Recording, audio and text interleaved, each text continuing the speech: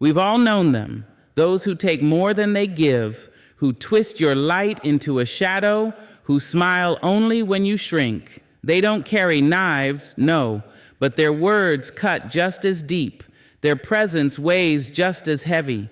But what if I told you that you only need to do one thing, just once, to change how they move around you forever? This isn't about fighting back. It's not about screaming louder or running faster. It's about stepping into a power so quiet, so grounded, it rattles them to their core. Stay with me, because by the end of this, you will hold a truth that turns any room you walk into a sanctuary. Let's begin. There comes a time in your life when you must rise from the table where love is no longer being served. You must rise, not because you're angry, not because you're weak, but because something in your soul begins to whisper, "This is not where I bloom." And if you are wise, you will listen. See, people treat you according to the story you allow them to believe. If you keep letting them write chapters in your life with dirty hands, they will. If you keep offering your silence in the face of insult, they will interpret it as permission. We teach people how to treat us, first by what we allow, and finally by what we stop allowing. You don't need to scream. You don't need to explain. You don't need to beg anyone to respect your line. A boundary, when set with quiet certainty, echoes louder than 1,000 pleas. It hums like thunder inside your bones. It doesn't tremble. It doesn't waver. It just is. The problem is, many of us set boundaries like sandcastles, delicate and fleeting, one wave of guilt, one tide of doubt, and suddenly we're backpedaling, apologizing for choosing ourselves. But to draw the line once and mean it, you must understand this. Your boundary is not cruelty. It is clarity. It is not rejection. It is protection, not from others, but for yourself. To draw the line once and mean it means you no longer need repeated offense to justify your departure. Once is enough. The moment you feel your spirit bend in unnatural ways to accommodate someone's comfort, that is the moment to stop. Not when they hurt you again. Not when they apologize in trembling words, only to repeat the sin. The moment your peace is disturbed, your line must rise like a wall, not to imprison, but to preserve. People will test your limits, not because they don't understand you, but because they want to see if you understand yourself. They push, not to find the edge, but to see if it moves. And if it moves once, it will move again. But if it stands firm, calm, unwavering, still, they will either shift their step or leave your space entirely. Either way, you win. You see, this is not about being cold. It's about being clear. Love is not measured by how much you're willing to suffer. It is not earned through silence or sacrifice. The people meant for you will honor your boundary like sacred ground. They will not need it carved in stone. They will hear it in the timbre of your voice, see it in the way you carry yourself, feel it in the way you don't over-explain. The power in drawing the line once is that it requires deep knowing. It means you've spent time with yourself, enough time to say, this is what I will not accept. This is who I refuse to become in the name of keeping company. This is how I protect my joy. And the moment you choose that, choose you, something remarkable happens. The right people stay. The wrong ones don't even bother knocking. You'll find that your life starts to quiet, not with loneliness, but with peace. You'll stop being a magnet for chaos because you no longer speak the language of tolerance for pain disguised as love. And yes, it will be hard at first. You will shake. You will question. You will wonder if maybe you're overreacting, if maybe they didn't mean it like that, if maybe you should give them one more chance. But then you'll remember every time your spirit crumpled just a little under their gaze. Every time your voice was dismissed like wind through leaves. Every time you played small so someone else could feel big. No more. Draw the line once, not in sand, in stone, in spirit, in silence that cannot be coaxed into compromise. Draw it and walk it and let the world adjust. There will be some who call you difficult. Let them. Some who say you've changed. Say thank you. Some who turn their backs. Let them go. The ones who matter will never ask you to sacrifice yourself to prove your worth. And the ones who do, well, they were never meant to sit at your table anyway. You are not a door to be walked through. You are not a rug to collect footprints. You are a temple. You are a garden. You are a wild flame. Treat yourself as such and watch the world shift around the fire you become. Draw the line once and mean it. There is a moment in every life when you must decide, will you carry your pain like a chain or wear your healing like a crown? Too many of us have been taught that suffering is a garment we are meant to wear until it dissolves. But suffering, my dear, is not meant to be worn. It is meant to be outgrown. You are not what happened to you. You are what you chose to become after it. Pain may visit, yes. It may sit in your house uninvited, track mud across your kitchen floor, whisper shame in the corners of your mind. But you do not need to give it a bed. You do not need to feed it breakfast. You do not need to make a home inside your hurt. You are not a victim unless you let the wound define you more than the wisdom it gave you. It is easy, so easy, to stay small in the face of what broke you, to stay curled inward like a question, to use your trauma as a reason not to rise. People will even applaud you for it, say, look how much she endured, as if endurance is the same as elevation. But endurance without transformation is just surviving, and you were not born to survive. You were born to soar. You see, playing the victim hands your power to the very people who once hurt you. Every time you say, they ruined me, you tie yourself to the moment they did. Every time you repeat the story where you are only the one who was wronged, you forget the part where you stood back up, shook off the dust, and moved forward. Don't leave that chapter out. That's the chapter where your strength was born. And hear me clearly, this is not about denying the truth. What was done to you was real. The betrayal, the silence, the abandonment, the manipulation, the violence. I do not ask you to pretend it didn't happen. I ask you not to let it shape what you become. They don't get to build your future with the bricks of your past, not unless you give them your hands. There is power in saying, this happened, it hurt, and I still choose to grow. There is power in looking at your reflection and seeing not just the one who suffered, but the one who survived, the one who learned to breathe in rooms where she once choked, the one who danced again even with scarred feet. When you refuse the role of the victim, you rewrite the script. No longer the background character in someone else's drama, no longer waiting for an apology that will never come, no longer carrying their shame on your shoulders like it was ever yours to hold. You step forward and you say, this is my story now, and I get to decide how it unfolds. The world might not cheer for this moment. There is a kind of sympathy people love to give when you are broken. But there is something rarer, something quieter, more sacred than sympathy, and that is self-respect. It doesn't need applause. It doesn't need validation. It just stands quietly, steadily, and says, I will not be defined by what hurt me. I will be known by how I healed. People may not understand. That's all right. Healing is not for their comfort. Refusing to be a victim does not mean pretending you were never hurt. It means choosing not to carry it like a flag. It means not letting it become the loudest part of who you are. It means no longer making your suffering your introduction. Because the truth is, the most powerful people you'll ever meet are not the loudest ones in the room. They are the ones who carry pain with grace, who walk through fire and still smell like hope, who speak with a voice that once trembled and now sings. They've learned the secret. When you refuse to be a victim, you don't erase your past, you rise above it. And rising, my love, is the most radical thing you can do.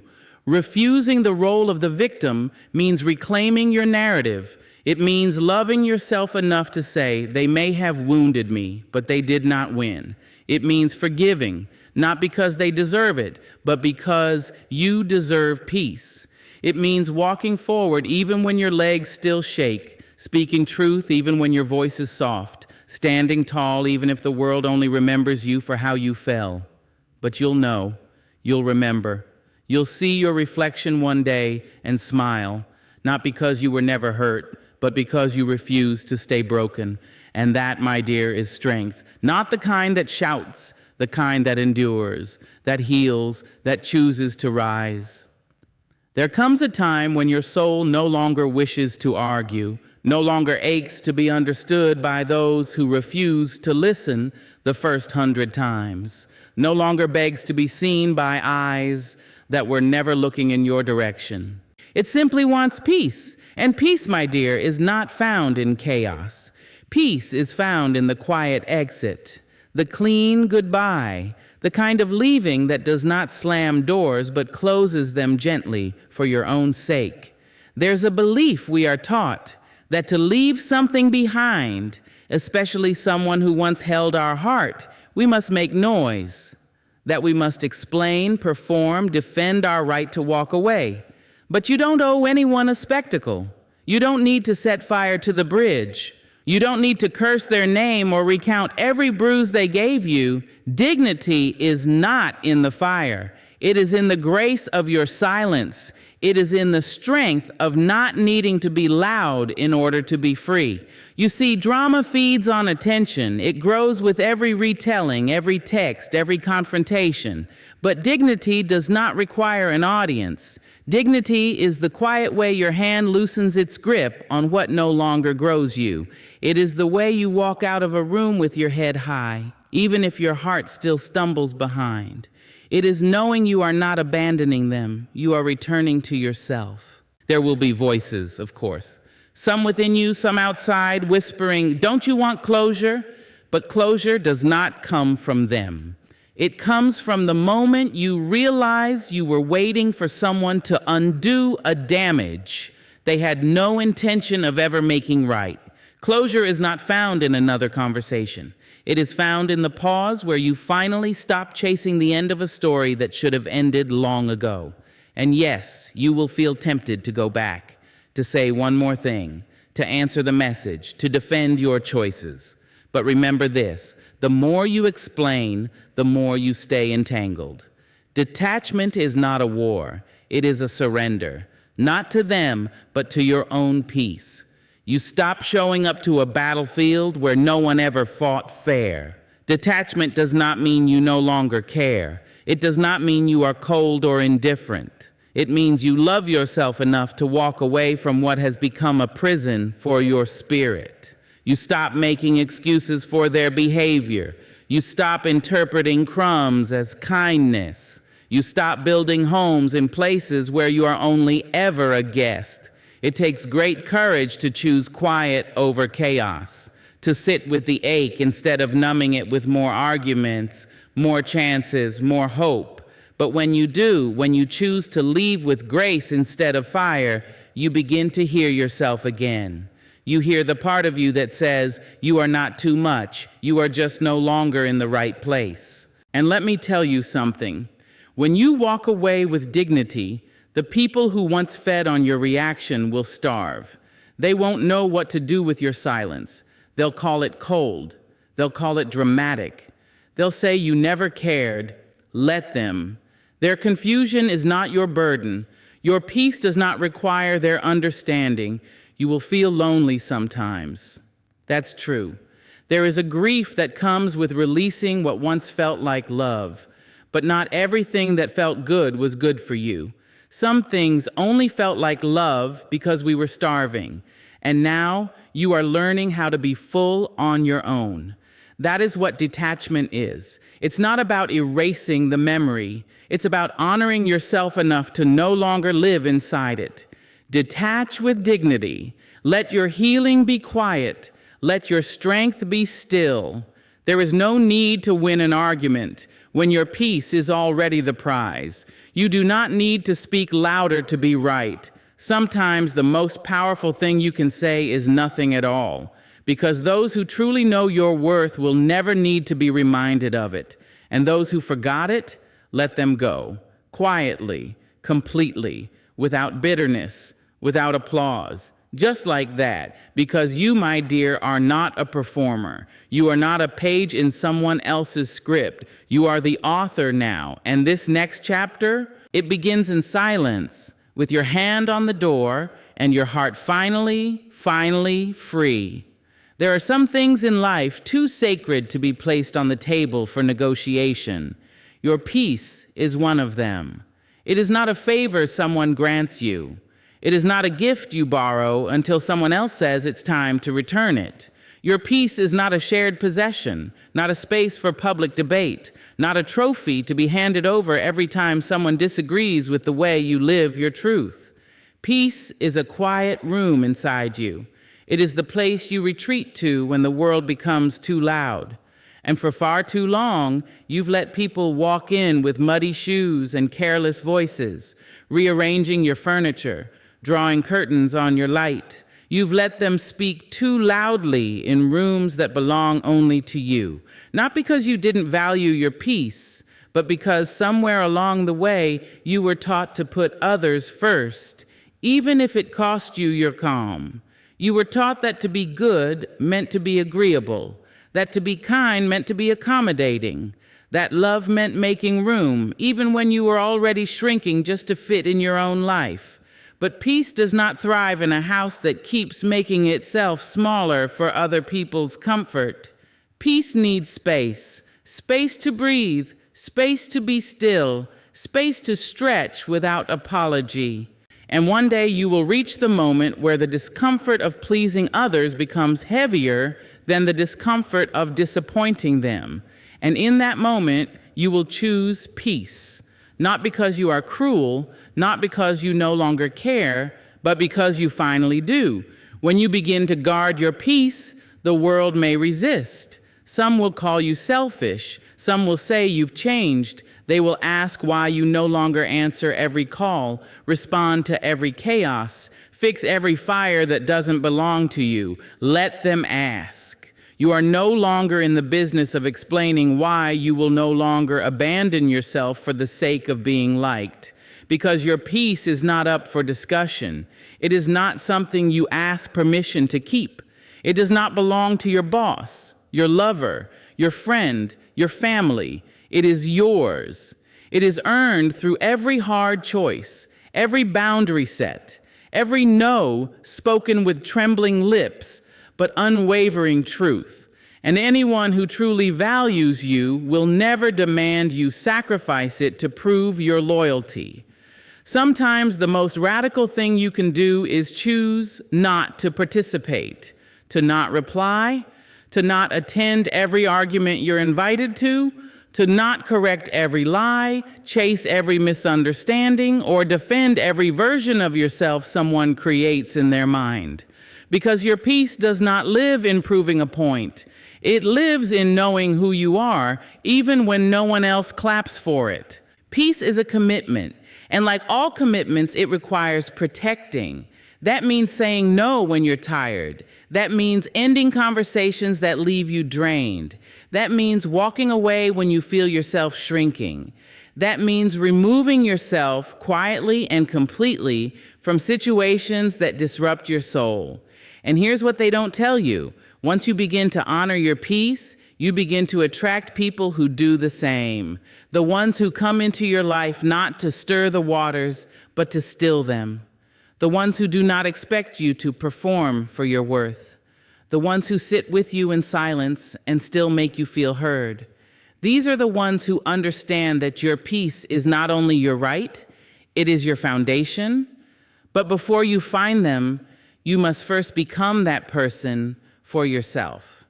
You must be the guardian of your own stillness. You must be the one who walks away first. You must be the one who closes the door before it slams, the one who chooses rest over retaliation, the one who does not sacrifice their calm for a moment's satisfaction. This world will offer you many chances to give up your peace.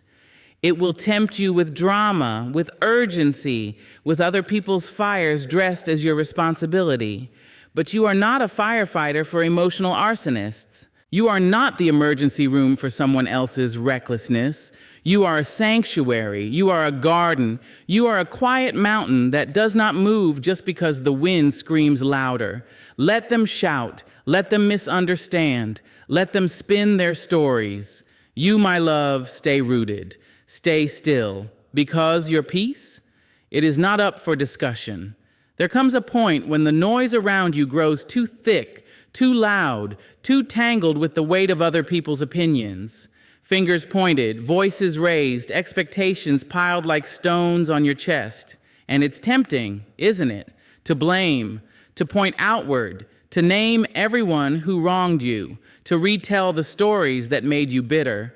But if you stand still for just a moment, if you hush the crowd and lean in toward your own breath, you'll hear a truth rise up from deep within you, a truth that says, turn the mirror back to yourself, not because everything is your fault, but because not everything is in your control either, and the only place you will ever find power, real and lasting power, is in your own reflection. That mirror doesn't lie, it does not flatter, it does not bend to comfort. It shows what is there, the light and the shadow, the healing and the harm, the wounds you still cradle, the habits you still excuse, the patterns you keep calling fate. It reflects the part of you that wants to grow and the part of you that clings to what is familiar, even when it hurts. Turning the mirror back to yourself is not an act of shame, it is an act of courage. It says, I'm willing to see myself, not as the world paints me, not through the eyes of my pain, but with the quiet clarity of truth. It says, I will stop chasing healing in someone else's apology. I will stop waiting for peace to come through the mouths of those who caused my suffering. I will stop handing over the keys to my joy and calling it love. When you turn the mirror toward yourself, you begin to ask deeper questions, not, why did they treat me that way, but why did I stay after they did? Not why did they lie, but why did I silence the voice in me that already knew? Not why do they keep hurting me, but why do I keep returning to hands that don't know how to hold me gently? It is easier to blame, to stay angry, to name villains and martyrs in the story of your life. But if you only look out the window, you'll never clean the house inside. And that house, that home within you, deserves your tending. The mirror reveals where your power begins, not in the past, but in the present, not in control over others, but in mastery over your own reactions, your own choices, your own boundaries. That's where freedom lives, not in wishing they'd change, but in choosing who you will become now. Maybe you've been running, maybe you've been avoiding that mirror, afraid of what you might see. But there is no shame in being unfinished. There is no weakness in saying, I have things to unlearn. The strongest people are not the ones who claim to be right all the time. They are the ones who are willing to grow in plain sight. Turn the mirror back to yourself and you will see the places where your silence became your wound, the places where your kindness was a mask for your fear, the times you said yes when your soul was screaming no, the times you confused love with being chosen, no matter the cost. But you'll also see your resilience, your becoming. You'll see how far you've come, even when you stumbled. You'll see the light in your eyes that refused to go out, even when the night tried to swallow you. You'll see the you that you were always meant to be, whole, real, flawed, and free. And when you do, don't turn away. Don't rush to fix, to perfect, to hide. Stand there, hold your own gaze. Tell yourself the truth. Not the one shaped by guilt or regret, but the one shaped by the deep, fierce grace of a person finally ready to come home to themselves. This is not about blame. This is about ownership, not of what was done to you, but of who you choose to become in its aftermath. Because healing doesn't happen when the world changes. It happens when you do. When you stop waiting for permission to be whole. When you stop outsourcing your peace. When you stop rehearsing your pain and start rewriting your power. The mirror, once feared, becomes your friend. It becomes your teacher. It shows you that you are not just the person who suffered. You are the one who survived, the one who learned, the one who still gets to choose what kind of life to build from here. So take a breath, face your reflection, turn the mirror back to yourself. That's where the real work begins. That's where the real freedom lives. There is a difference between healing and forgetting, a difference between peace and permission. You can forgive someone from the deepest part of your spirit and still know better than to let them return. You can release the weight of the hurt, the poison of the grudge, and still close the door they once entered through. Because forgiveness is not an open invitation. It is not a welcome mat for storms you've already survived. To forgive is to let go of what was done so it no longer lives rent-free in your mind. But to invite it back in, to pretend it never raged through your life and tore your calm apart, that is not love. That is not strength. That is a slow forgetting of your own worth.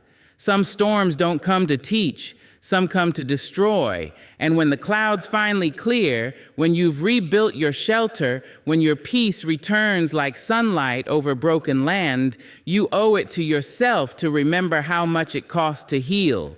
Not with bitterness, but with wisdom. You forgive for you, not for them, because your heart is not meant to carry the weight of what they did. Forgiveness is not saying it didn't matter. It's saying it mattered, but I choose to live free, free from rage, free from the endless cycle of questions, free from the need for repayment that will never come. But living free also means protecting that freedom. You wouldn't rebuild your home after a hurricane only to leave the windows wide open at the next warning. You wouldn't let the same winds sweep in twice and call it compassion. Wisdom is learning the pattern. Strength is breaking it. There will be people who don't understand. People who say, but if you truly forgave, you wouldn't need distance. Let them misunderstand. They don't know what it took to patch the holes in your soul. They don't know the quiet nights you spent convincing yourself to stop looking back. You can love someone. You can release them from your anger. You can wish them well and still not want them anywhere near the life you're building now. Forgiveness is an internal shift. It is you saying, I will no longer let what they did define how I feel about myself. But boundaries, that is an external vow. That is you saying, I will no longer let what they did define how I allow myself to be treated. You are not hard-hearted because you choose not to return. You are not unforgiving because you choose not to forget. You are not unkind because you prioritize your healing over someone else's comfort. There is no award for allowing people to hurt you again. There is no medal for the most wounded heart. You get to forgive and still walk away. You get to release and still refuse to reopen what once broke you. You get to be kind and still be clear. That door is closed, not out of spite, but out of self-respect. Because peace is not passive. Peace is powerful. It is the quiet decision to no longer dance with chaos just because it knocks in familiar patterns. It is the steady voice in your spirit that says, I wish you well, but not near me, not again. Let them call you distant. Let them say you've changed, you have. That's what healing does. It turns wounds into wisdom. It turns pain into prayer. It turns storms into stories. And you no longer need to relive the same chapter just to prove your heart is still soft. Your heart can be soft and still know when to walk away. Your soul can be forgiving and still know when to close the gate. That is not cruelty. That is clarity.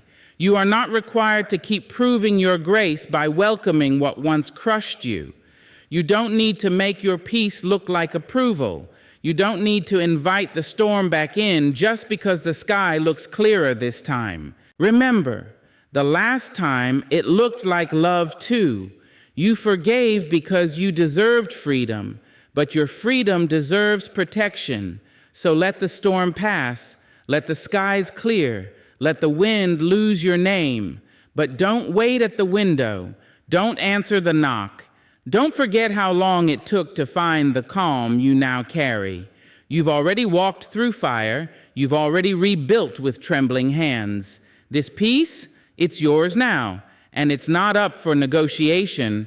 Toxic people don't leave because you yell. They leave when they realize your spirit is no longer accessible to them. The first and final step, choose yourself, fully, once, and without apology. And when you do, you'll see them fade like shadows in the rising sun, not because they changed, but because you did.